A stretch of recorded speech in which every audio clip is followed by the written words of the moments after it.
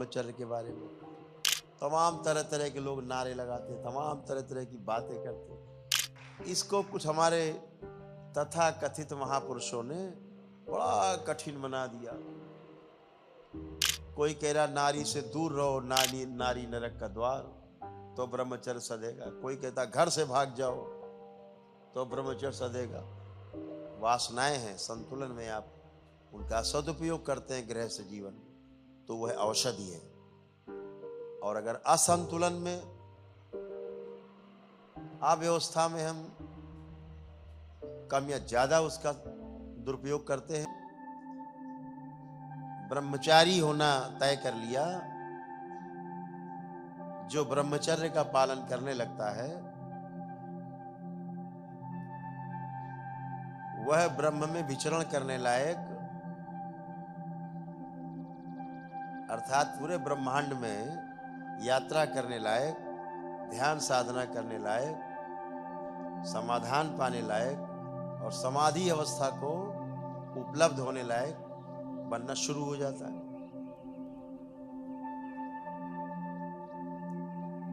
तो ब्रह्मचर्य क्या है, अभी 2 दिन पहले हमने बताया।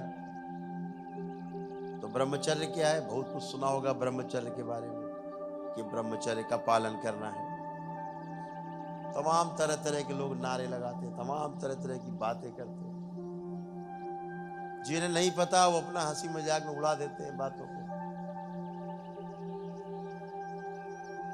नहीं पता है तो कोई गप मार दी, कोई बड़ी कठिन बात बता दिया, आपने कहा अरे बाप रे तो बड़ा खतरनाक, हम तो कर ही नहीं पाएंगे, ये तो गुरु जी कर सकते हैं, महाराज जी कर सकते हैं।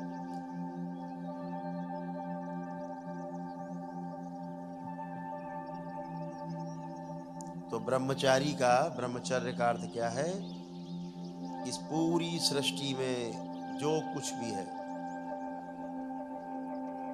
उसको ठीक ठीक वैसा ही समझ लेना, न कम न ज्यादा, सही सही समझ लेना। यानी कोई भ्रम नहीं बचा, सही सही समझ लेना और समझ करके उसके अनुसार जीने लगना, यही ब्रह्मचर्य है। कितना सीधा साधा ब्रह्मचर्य का अर्थ है।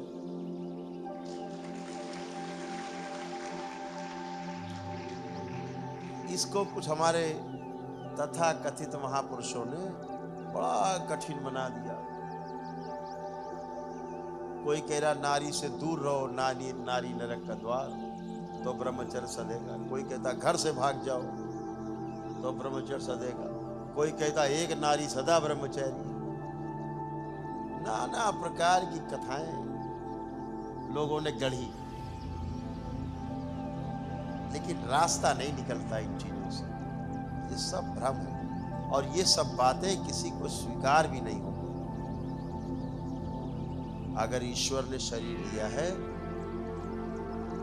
इसको चलाने के लिए भूख पैदा की, भोजन करना पड़ेगा, लेकिन भोजन संतुलन में किया जाए। मुद्दा ये है, जल पीना ही पड़ेगा क्योंकि प्यास लगती है, लेकिन जल को संतुलन में पिए। वासनाएं हैं, संतुलन में आप का सदुपयोग करते हैं गृहस्थ जीवन, तो वह औषधि है। और अगर असंतुलन में, अव्यवस्था में हम कम या ज्यादा उसका दुरुपयोग करते हैं तो फिर वो औषधि नहीं, वो जहर बन जाता है। इस सृष्टि में त्याग और भोग,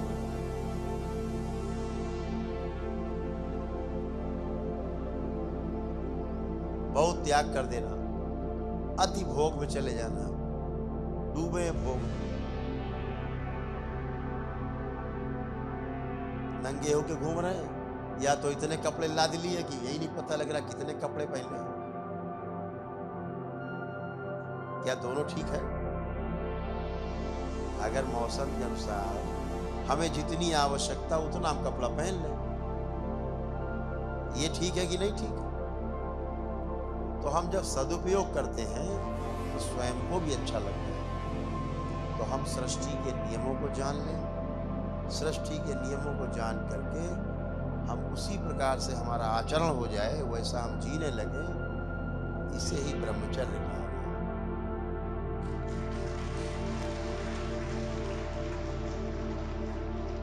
दरबार के शब्दों, बाकी तो लोगों ने बहुत लंबी लंबी व्याख्यान दी, एकदम पापी बना दिया कि तुम तो ब्रह्मचारी हो ही नहीं सकते, इतना वर्णन कर दें